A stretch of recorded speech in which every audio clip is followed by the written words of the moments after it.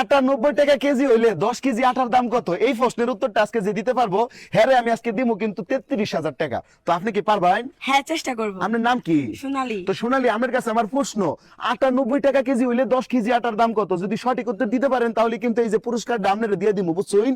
হ্যাঁ, বুঝছি। পারবেন? ভাই আপনার দেশের বাড়ি কই? আমার দেশের বাড়ি ময়মনসিংহ। আপনি পারবেন? হ্যাঁ, পারবো। আচ্ছা, আপনি কইন যে। আর দর্শক আমনে করে কইতাছি, আপনারা যদি আমার প্রশ্নের উত্তরটা দিতে পারেন দ্রুত কমেন্ট বক্সে উত্তরটা দিয়েলেন যে। আর উত্তর দিয়ালেন না আগে ভিডিওটা কিন্তু একটু শেয়ার করুন, যে শেয়ার না করলে কিন্তু হইতো না। কইন।